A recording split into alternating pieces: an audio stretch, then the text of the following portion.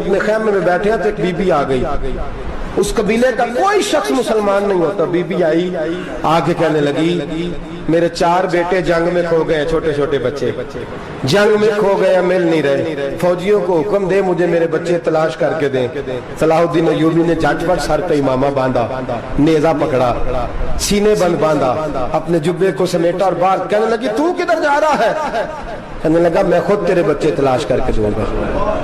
صلاح الدین چند سپاہی ساتھ گلی گلی نکلے، گلی گلی فجر کے نکلے، اثر ہو گئی، تھک گئے، 2 نمازیں صحرا میں پڑھی، جنگل کے اندر پہنچے تو ایک کونے میں 4 بچے ایک جگہ ڈرے اور سہمے ہوئے بیٹھے ملے، صلاح الدین ایوبی اٹھا کے لائے، ماں کو کہنے لگے تیرے بچے ہیں، نکلا اس لیے تھا کہ میرے نبی نے فرمایا بچے جدا ہوں تو ماں کو درد بڑا ہوتا ہے، اور میرے رسول نے فرمایا تھا جب جنگ کرنے جاؤ تو کھیت برباد نہ کرنا، فصلیں تباہ نہ کرنا، بچوں کو ماں سے جدا نہ کرنا۔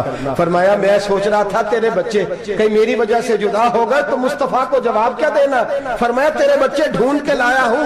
بچے ماں کے پاس آنے لگے تو ماں نے بڑے بیٹے کے منہ پہ تھپڑ مارا، کہتا ہے اماں کیا ہوا؟ کہنے لگے تو نے سنا نہیں کہ دشمن کے بچوں کی اتنی حفاظت کرتا ہے، میرے پاس نہ جا، اس کے قدموں میں بیٹھ جا، جس نبی کے غلام اتنے سچے ہیں وہ نبی کتنا سچا ہوگا۔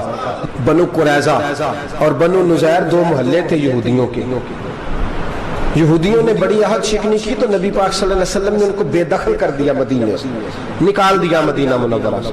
یہودی نکل گئے مدینہ طیبہ سے، تو جب وہ نکل کے جا رہے تھے تو ان کے مکان، ان کے باغ، ان کی جائیدادیں بچ گئیں۔ نبی پاک علیہ السلام نے انصار مدینہ کو پہلے بلایا، جاگ رہے ہیں نا آپ لوگ؟ پیسے آتے کسی کو برے لگتے ہیں؟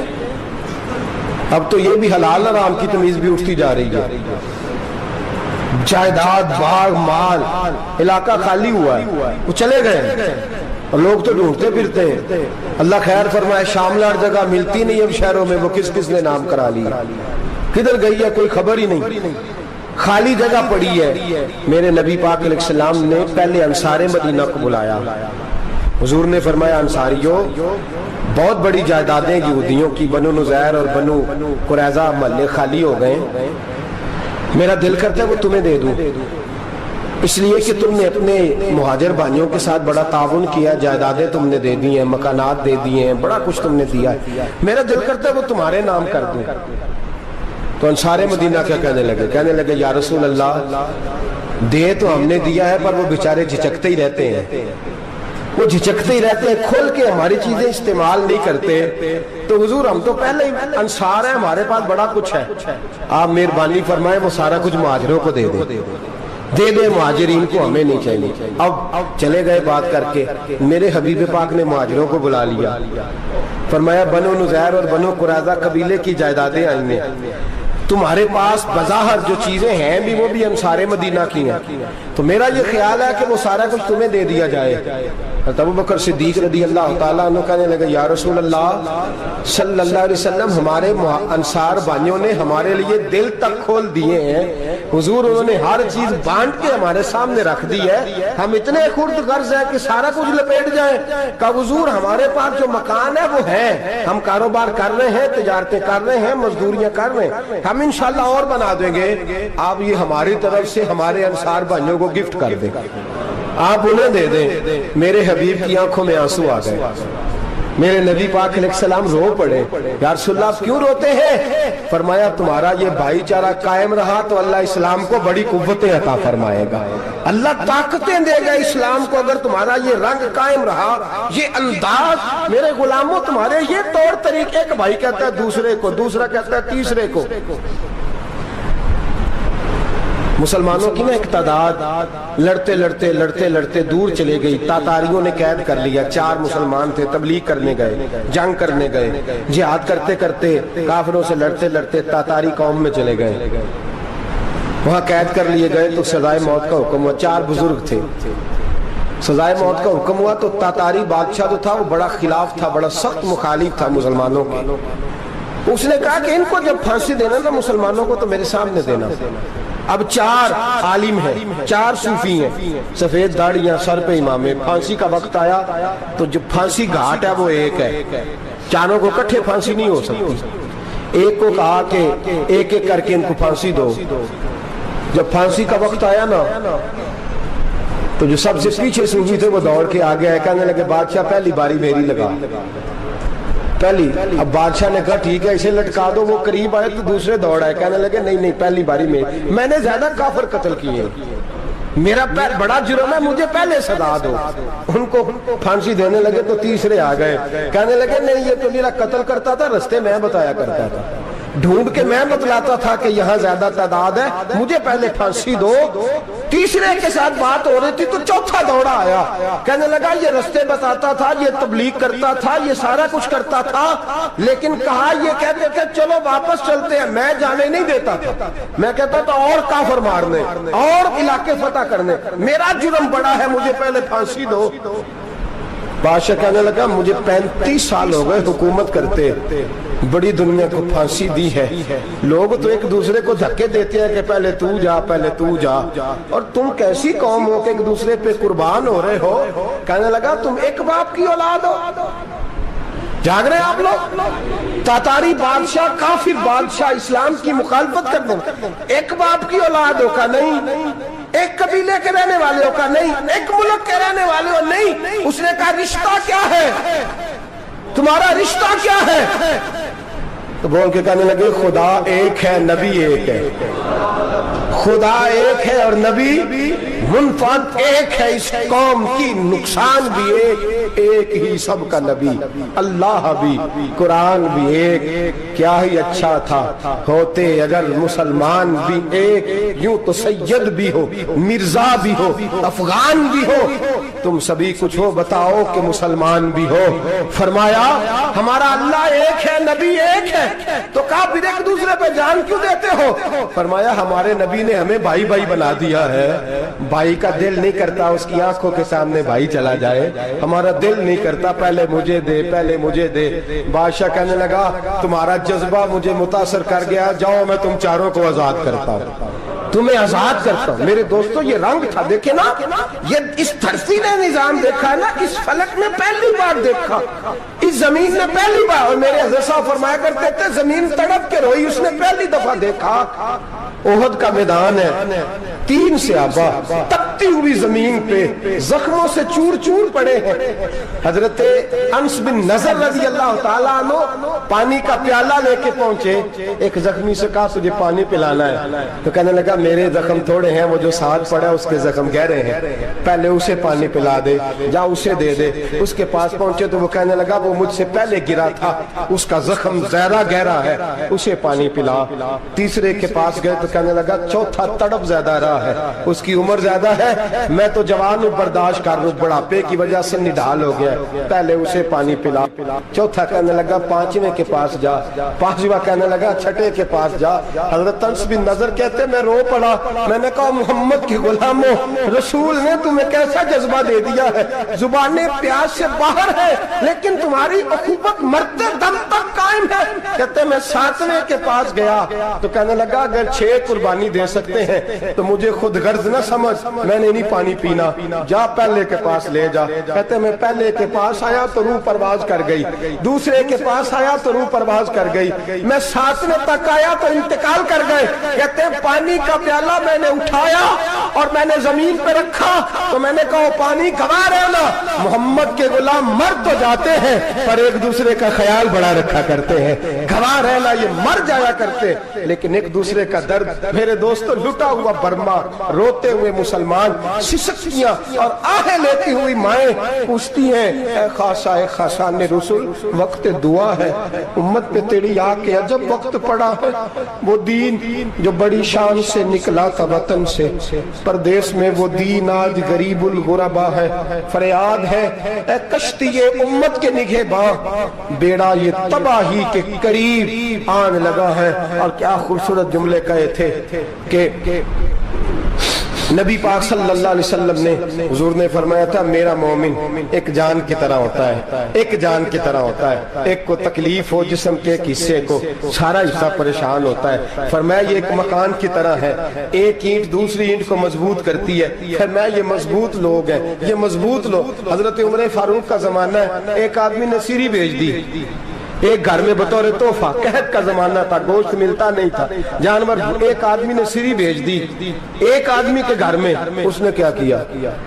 اس نے اپنی بیوی سے کہا ہماری تو خیر ہے، ساتھ والا پڑوسی زیادہ غریب ہے، ادھر نہ بھیج دے، یہاں گندم امیر شہر کی ہوتی رہی خراب اور بچی کسی فقیر کی فاقوں سے مر گئی. کہا ساتھ والے پڑوسی کے گھر سے میں کئی دنوں سے بھوک کی آوازیں، وہاں بھیج دے. اس کے گھر گئی تو اس کی بیوی شوہر کو مشورہ دیتی ہے، کہتی ہے میرے بچے تو دلیر ہے، ساتھ والے کے چھوٹے ہیں، وہ گزارا نہیں، ادھر نہ بھیج دیں. ادھر گئی. ایک روایت ہے 7 گھر، ایک روایت ہے 21 گھر. 21 گھروں میں گھومتی ہوئی وہ سری پھر پہلے کے گھر میں آ گئی اور پہلا صحابی کہنے لگا صرف تو نے ہی محمد کا کلمہ نہیں پڑھا، باقی 20 نے بھی پڑھا ہوا ہے. صرف تو نے ہی رسول اللہ سے یہ درس نہیں لیا، باقیوں نے بھی لیا ہے. اور صرف تیرے اندر ہی جذبہ اظہار نہیں، تو ہی صرف مسلمانوں سے پیار نہیں کرتی، سارے ہی پیار کرتے ہیں. وہ سری پھر آ گئی. اب کیا کرنا ہے؟ اب کیا کرنا ہے؟ تو امام نبوی نے لکھا ہے، وہ کہنے لگی کرنا کیا ہے؟ پکاؤں گی میں اور کھائیں گے 21 گھر. پھر بھی اکیلے نہیں کھائیں گے، پکاؤں گی میں اور کھائیں گے 21 گھروں کے مطابق شوربہ پکا اور پھر برتن میں ڈال کے وہ بی بی ایک ایک گھر کا دروازہ کھٹکھٹاتی ہے، کہتی ہے مصطفیٰ کے غلاموں نکلو باہر اور کھاؤ، اس لیے کہ جس نبی نے مجھے پیار کا حکم دیا اسی نے تمہیں بھی پیار کرنا سکھایا ہے. یہ رنگ چشم فلک نے سکھایا ہے.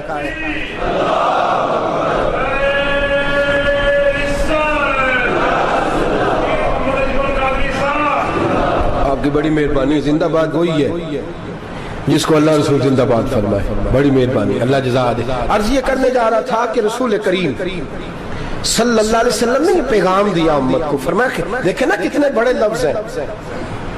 یہ نہیں فرمایا دوزخ میں جائے گا، یہ نہیں فرمایا کہ اسے جہنم کی سزا ملے گی. میرے نبی نے فرمایا میں اسے مومن مانتا ہی نہیں، میں اسے مسلمان اپنا مانتا ہی نہیں. حضور کسے؟ فرمایا جو پیٹ بھر کے کھاتا ہے اور اس کا ہمسایہ بھوکا سو جاتا ہے.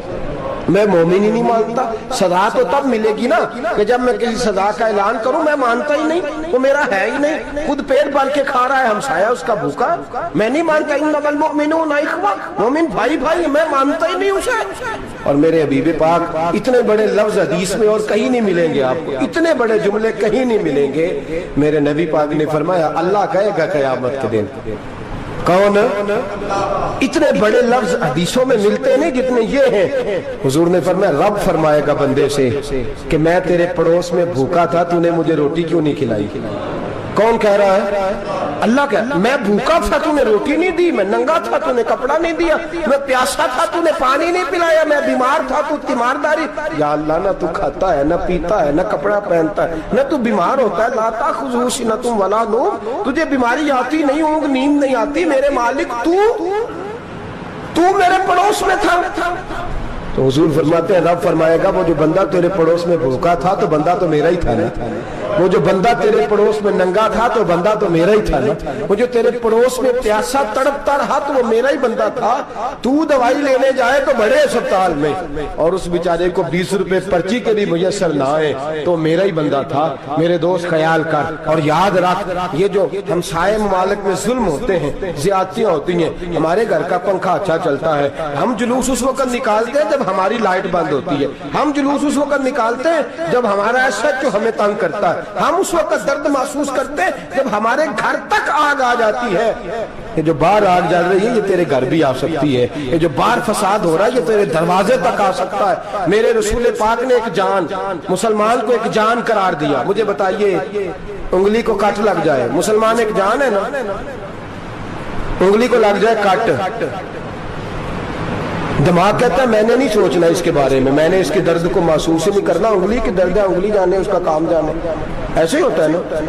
بولے پیروں سے کہتے ہیں، انگلی کہتی ہے چل ڈاکٹر کے پاس، پیر کہتے ہیں نہیں میں نے نہیں جانا، انگلی کا کام ہے انگلی جائے. ایسے ہی ہے نا. دل سے کہتے ہیں تو تڑپ تھوڑا سا، انگلی کو درد ہے، کہتے میں کو تڑپوں، انگلی کا ماما، انگلی جانے اس کا کام جانے. ٹیلی فون کرنا ہے ڈاکٹر صاحب کا پتہ کرنا ہے، تو کان کہتے ہیں میں نے نہیں بات سننی ڈاکٹر صاحب کی، زبان کہتے ہیں میں نے نہیں بولنا، انگلی جانے. ایسا ہوتا ہے. پیر احتجاج کرتے کہ میں نے ڈاکٹر کے پاس، میں کچھ چکر کھاتا پھروں ڈاکٹر کی دکان کی، انگلی کو درد ہے انگلی جانے. ایسا ہوتا ہے. بھئی میرے رسول پاک نے فرمایا مسلمان ایک جان ہے، تو درد برما کے مسلمانوں کو ہو رہا ہے تو پاکستانی کہہ رہے ہیں کوئی بات نہیں، وہ جانے ان کا کام جانے، ایک جان ہے نا، درد ہونا چاہیے، تکلیف ہونا چاہیے۔ پھٹے پہ باتیں ہوتی ہیں اس موضوع پہ، اسمبلی پہ گفتگو ہوئی ہے اس موضوع پہ، آپ کی صوبائی اسمبلیاں اس موضوع پہ بولی ہیں، آپ کے کونسل اس موضوع پہ بولے؟ ہم تو اپنی اپنی سیاستیں، اپنے اپنے تماشے، اپنے اپنے چکروں میں لگے ہوئے۔ وہ دریا کے اندر سسکتے مسلمان، بنگالی کہتے ہیں ہمارے نہیں، برمی کہتے ہیں ہمارے نہیں، پاکستانی کہتے ہیں ہمارے نہیں، ترکی کہتے ہیں وہ کس کے ہیں؟ وہ کس کے ہیں؟ وہ اللہ کے بندے ہیں، محمد عربی کے غلام ہیں صلی اللہ علیہ وسلم۔ لیکن میرے دوستو کیا ہمیں کیا غرض ہے؟ وہ جانے ان کا کام جانے۔ یہ جب تیرے پیروں تک آگ آئے گی پھر تجھے پتہ چلے گا یہ بڑی سخت آگ ہے۔ آج جس کافر نے برما پر عرصہ دراز تنگ کیا ہے، مسلمان تھوڑے تھوڑے مفاد لینے کی خاطر نا، بنو عباس اور بنو امیہ کی جنگ چل رہی تھی، بنو عباس جو تھے وہ غالب آ گئے، بنو امیہ جو تھے ان کی حکومت ختم ہو گئی، تو عیسائیوں نے بنو امیہ سے کہا کہ ہم تمہارے ساتھ تعاون کرتے ہیں، ہم تمہارے ساتھ تعاون کرتے ہیں اور بنو عباس پہ غلبہ پا کے تمہیں حکومت دلاتے ہیں۔ بنو امیہ بڑی جدوجہد کر رہے تھے بادشاہی کے لیے، لیکن انہوں نے کہا کہ ہم لڑ رہے ہیں، کوشش کر رہے ہیں، لیکن ہمیں کسی کافر کی مدد کی ضرورت نہیں، ہم جتنا مرضی لڑیں لیکن کافروں کے ہاتھوں بنو عباس کو مروانے کو ہم تیار نہیں ہیں۔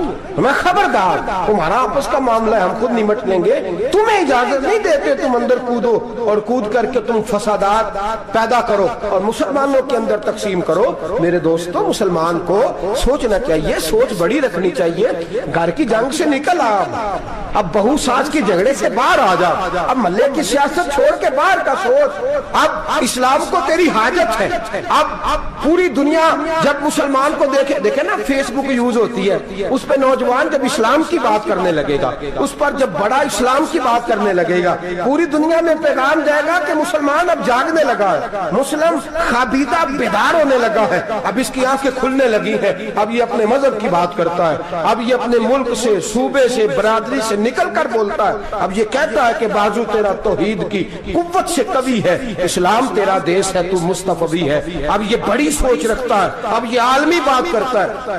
میرے دوستو ہمارا تو حال یہ ہے، امام اعظم ابو حنیفہ کا فتویٰ ہے، آپ فرماتے ہیں جو مولوی عالمی حالات سے باخبر نہ ہو وہ جمعے کی تقریر نہ کرے، وہ مسلمانوں کی رہنمائی نہیں کر سکتا، عالمی حالات سے جو خبردار نہ ہو۔ تو جس کو چھٹی ہو جائے تو نے ختم نہیں پڑھا، دوڑ جا مسجد سے، تو ختم نہیں پڑتا ہمارے، تجھے پتہ ہی نہیں دکان رہتا ہے، بھاگ جا، وہ عالمی حالات پہ بات کرے گا، کیونکہ بیچارے کو تو پتا میری سویرے چھٹی ہو جانی، سیاست کا لفظ چھیڑا نہیں تو میں گیا نہیں۔ یاد رکھے وہ جو بیداری ہے، وہ جو اعلیٰ ظرفی ہے، وہ جو بڑی سوچ ہے، وہ جو ملت کی سوچ ہے، وہ جو قومیت کی سوچ ہے، وہ جو آگے بڑھنے کا زاویہ ہے، وہ تو اندر، اقبال کہتا ہے گلا تو گھونٹ دیا اہل مدرسہ نے تیرا، گلا تو گھونٹ دیا اہل مدرسہ نے تیرا، تجھے تو مدرسے والوں نے پلیٹ پکڑا دیا ہے کہ جا سویرے لنگر کٹھا کر کے لا اور دوپہر کو روٹیاں مانگ کے لا اور دیکھ آج مرا کون ہے، ختم کس کا پڑھنا ہے، تو گلا تو گھونٹ دیا اہل مدرسہ نے تیرا، اب کہاں سے آئے گی صدا لا الہ الا اللہ، تو گھونٹ دیا تیرا گلا، تو کیسے بڑی بات کرے گا؟ بڑی بات کے لیے بڑی سوچ چاہیے، بڑی تگودو چاہیے، بڑی کوشش چاہیے، بڑا حوصلہ چاہیے۔ مسلمان چھوٹی چھوٹی لڑائی میں، چھوٹی چھوٹی جنگ میں، ایک دکاندار دوسرے دکاندار سے لڑ رہا ہے، گلی والا دوسری گلی والی سے لڑ رہا ہے، محلے والا محلوں پہ اعتراض، ایک شہر میں رہنے والے میں نے دوسرے محلے پہ اعتراض کرتے دیکھے، یقین کریں ایک شہر میں رہنے والے، علاقے میں بسنے والے کہتے ہیں بھائی توبہ ہے اس محلے تو اللہ ہی بچائے، لا حول ولا قوت۔ وہ جو تقسیم در تقسیم کی سوچ ہے، اس نے چھوٹے چھوٹے ٹکڑوں میں مسلمانوں کو بانٹ دیا ہے، چھوٹی چھوٹی تقسیم ہے، چھوٹا چھوٹا ہمارا مزاج ہے، چھوٹی سوچ ہے، بڑی سوچ کی بات سنیے۔ صلاح الدین ایوبی، جاگ رہے ہیں نا آپ لوگ، تو آخنا حضرت صاحب ایڈی وڈی گل چھیڑ چھڑی ہے، یہ مطلب ہی کون نہیں، کنے برما جانا ہے تو کنے مدد کرنی ہے، میں تو بھائی فریضہ سر انجام دے رہا ہوں۔ میرے نبی نے فرمایا برائی کو یا ہاتھ سے بدل، ہاتھ سے نہیں بدل سکتا تو زبان سے تو بولنا، تو میں معذور ہوں, کمزور آدمی ہوں, ہاتھ سے بدلنے کی طاقت نہیں رکھتا, تو دوسرے درجے پہ تو مجھے عمل کرنے دو نا. اثر کرے نہ کرے سن تو لے میری فریاد, نہیں ہے داد کا طالب یہ بندہ آزاد, رونے تو دو, تڑپنے تو دو, آہیں تو بہانے دو, سسکیاں تو لینے دو, مار کھائیے تو تڑپنے تو دو. وہ قرآن پاک برما میں پابندی لگی ہے تو میں یہاں سوچنے لگا ہوں کہ وہاں تو پابندی لگی ہے, یہاں پہلے لوگ کوئی نہیں پڑھتی. معاذ اللہ تعالیٰ حالات دن پہ دن مسلمانوں کے لیے ایک ایک کر کے. افغانستان میں جو آگ لگی تھی پھر وہ عراق میں بھی لگی, پھر وہ لیبیا میں بھی لگی, پھر وہ مصر میں بھی لگی, پھر وہ یمن میں بھی لگی, سعودی عرب میں دھماکے ہوئے, میرا دل تڑپا ہے, مجھے پریشانی ہوئی. میں بچے پاس تھے, میں بڑا ڈسٹرب ہوا, میں نے کہا یار یہ ہمارا سب کا اجماعی عقیدت کا مرکز ہے, ہم کم از کم 1000 اختلاف کے باوجود کہا کرتے تھے کہ عرب میں امن ہے یار, وہاں سکون ہے, وہاں دکانیں کھلی چھوڑ کے لوگ چلے جاتے ہیں, وہاں بھی فساد ہونے لگا, وہاں بھی آگ بڑھ گئی ہے. لیکن ہم صرف چھوٹی چھوٹی کر کے جب آگ بجھانے کی کوشش کریں گے اس وقت آگ نہیں بجھے گی. جب ہر آدمی اپنے پیالے میں پانی لے کے آئے گا, ہر شخص اپنے گھر کی نل چلائے گا, ہر شخص نلکا چلائے گا اور پانی نکال کے یہ آگ بجھائے گا, تب یہ آگ بجھے گی. ہر آدمی کو کردار سوچ بڑی کرے, نظریہ بڑا کرے, ملت کی بات کرے, مسلمان ہو کے سوچیں, مسلمان ہو کے سوچیں. خدا را نکلے یہ گھر کے جھگڑوں سے, تھوڑی دیر کے لیے اپنے آپ کو بڑا کرے, بڑی سوچ آپ بنائیں. جب دوستیاں لگائیں, یارانے لگائیں, پھر چھوٹے موٹے حساب سے بچیں.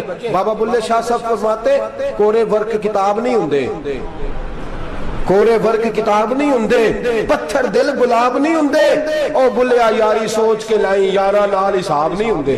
پھر ذرا نکلے اس حساب کتاب سے باہر, بلیا یاری سوچ کے لائیں یارا نال حساب نہیں ہوندے. پھر ذرا بڑا ذہن کرے, چھوڑے اپنے حساب. یبصرون علی انفسہم ولنبلونکم بشیء من الخوف والجوع ونقص من الاموال والانفس والثمرات. پھر حساب کتاب سے نکلے, پھر امام علی مقام کی طرح یہ سوچ بنائے کہ حسین کے بچے چلے جائیں تو کوئی حرج نہیں, امت پر آنچ نہیں آنی چاہیے.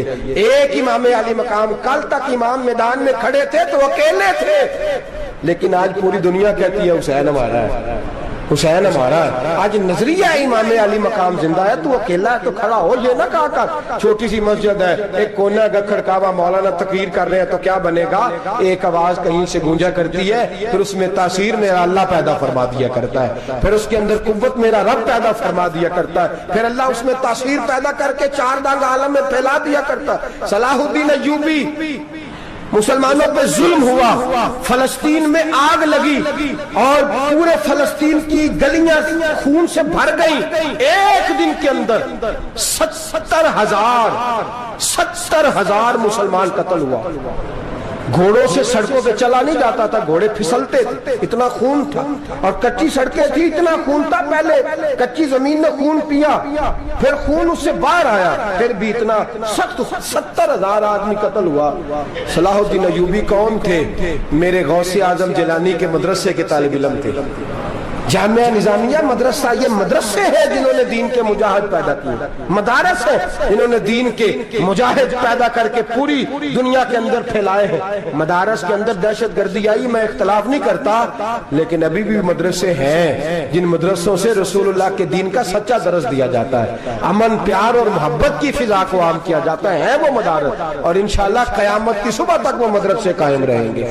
صلاح الدین ایوبی مدرسے کے طالب علم ہے, مدرسے کا, لیکن مدرسہ اس کا تھا جو ساتھ درویش بھی تھا, جو ساتھ اللہ رسول کے احکامات محبت کے ساتھ کھلانے والے. غوث اعظم جیلانی کا مدرسہ تھا, اس مدرسے کا پڑھنے والا طالب علم. دیکھیں نا, علم دین شہید کون تھا؟ نعتیں پڑھنے والا تھا نا, ختم دلانے والا تھا. عامر چیمہ شہید کون تھا؟ نعتیں پڑھنے والا تھا نا. یہ نعتیں وہ چیز ہوتی ہے جو دلوں کے اندر اثر پیدا کر دیتی ہے, جو نبی پاک کی محبت کو پروان چڑھاتی ہے, اور یہی چراغ جلے گا تو روشنی ہوگی. صلاح الدین ایوبی اکیلا اپنے دوستوں سے کہنے لگا مسلمانوں کی مدد, چند سالوں میں نکلو مدد کریں. انہوں نے کہا تیرے نکلنے سے کیا ہوگا؟ کہنے لگا میں نے نہیں نکلنا, میرے اللہ نے میری مدد کرنی ہے, میرے اللہ نے میری. اٹھ باندھ کمر کیا ڈرتا ہے, پھر دیکھ خدا کیا کرتا ہے. میں مجھے نکلنے دے, اللہ میری مدد کرے گا. تھوڑا تھوڑا کر کے فوج جمع کی, کوشش کی. چند سالوں کے بعد اسی جگہ جہاں مسلمانوں کا خون بہا تھا, اللہ نے اسلام کا جھنڈا پھر سے بلند کر دیا. صلاح الدین ایوبی فاتح بن کے مسجد اقصی کے دروازے پہ کھڑا ہے. چند سال گزرے, عیسائیوں کا اپنا وہ ظلم ابھی یاد ہے, اور عیسائی سارے لیڈر کہتے ہیں تیاری کر لو, اب ہمارے بچے کاٹے جائیں گے, عورتیں بیوہ ہوں گی, گردنیں کٹیں گی, اب دیکھنا جتنا خون ہم نے بہایا تھا مسلمان اس سے دگنا بہائیں گے. صلاح الدین ایوبی گھوڑے پہ کھڑے ہیں اور پوچھتے ہیں او عیسائیوں بتاؤ تمہارے ساتھ کیا کروں. گردنیں جھک گئیں, جواب کوئی بھی نہیں. کہا تم نے 70,000 مسلمان ایک دن میں مارا تھا, بولو تمہارے ساتھ کیا کروں. تم نے ایک دن میں مسلمان یوں کاٹے جیسے گاجر مولی کاٹی جاتی ہے, بولو کیا کروں. عیسائی کہنے لگے ہمیں اپنے ظلم یاد ہے, تشدد یاد ہے, بربریت یاد ہے, تو بہتر جانتا ہے تو نے کیا کرنا ہے. صلاح الدین ایوبی گھوڑے پہ فاتح کھڑا ہے, آنکھوں میں آنسو آئے, تڑپ کے رویا, کہنے لگا میں تمہارے ساتھ وہی سلوک کروں گا جو میرے مصطفیٰ نے قریش مکہ کے ساتھ فرمایا تھا. لا تصریب علیک, جاؤ تم پر کوئی زیادتی, جاؤ تم آزاد ہو. اس نے کہا تو کر کیا رہا ہے. کہنے لگا میں کیا کروں, میں اس محمد کا ماننے والا ہوں جس نے معاف کرنا سکھایا ہے صلی اللہ علیہ وسلم. میرے پیروں میں زنجیر ہے رسول اللہ کی غلامی کی, جاؤ تم آزاد ہو. اس نے کہا تم آزاد ہو. لوگوں نے کلمہ پڑھنا شروع کر دیا, اشہد ان لا الہ الا اللہ واشہد ان محمدً عبدہ. سارے قبیلے کے کچھ نہ کچھ لوگ مسلمان, ایک قبیلہ رہ گیا مسلمان نہیں ہوتا.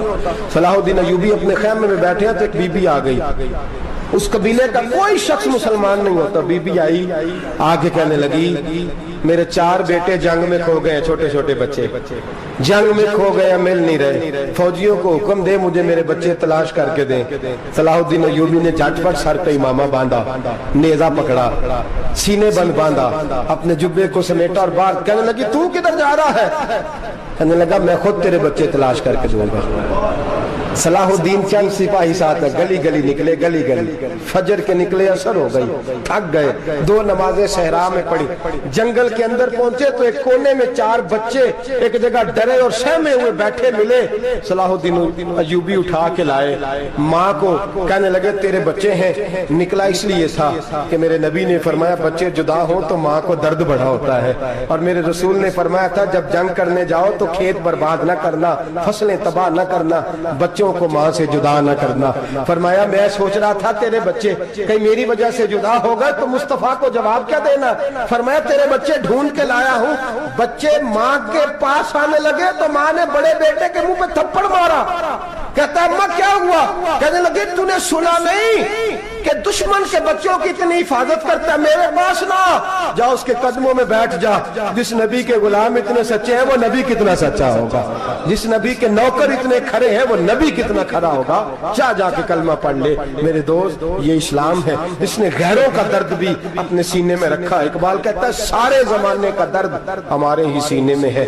برما کا مسلمان ہو یا عراق, لیبیا, افغانستان, کشمیر کا مسلمان ہو, میرے دوست وہ غیر نہیں ہے, وہ تیرا اپنا ہے. اس کا رنگ نہ دیکھ, اس کی بولی نہ دیکھ, اس کا قبیلہ اور علاقہ نہ دیکھ. دیکھ کہ وہ تیرے رسول کا کلمہ پڑھتا ہے, وہ دیکھ کہ وہ کعبے کی طرف منہ کر کے نماز پڑھتا ہے. دیکھ کہ تیرا اور اس کا نصاب زندگی قرآن ایک ہے.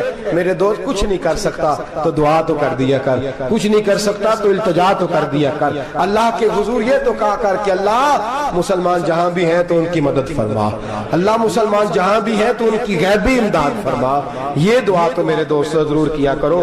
سوچ بڑی کریں, جب بھی آپ بولیں, جب بھی آپ لکھیں, جب بھی کسی سے بات کریں تو بحیثیت مسلمان کے بات کریں, بحیثیت ایک نبی پاک کے غلام کے بات کریں. اپنی زندگی اس انداز میں ترتیب دیں کہ پہلے آپ مسلمان ہیں, اس کے بعد آپ کچھ اور ہیں. پہلے اسلام کی بات کریں, بڑی بات کریں, بڑے حوصلے کی بات کریں, پھر اسلام کو قوت ملے گی, پھر بیداری امت کو نصیب ہوگی. اللہ کریم برما کے مسلمانوں کو اپنی رحمت کی ٹھنڈی چھاؤں نصیب فرمائے, ہمیشہ مدحت خیر الانام میں گزرے. دعا ہے یہ عمر درود و سلام میں گزرے. آخر دعوانا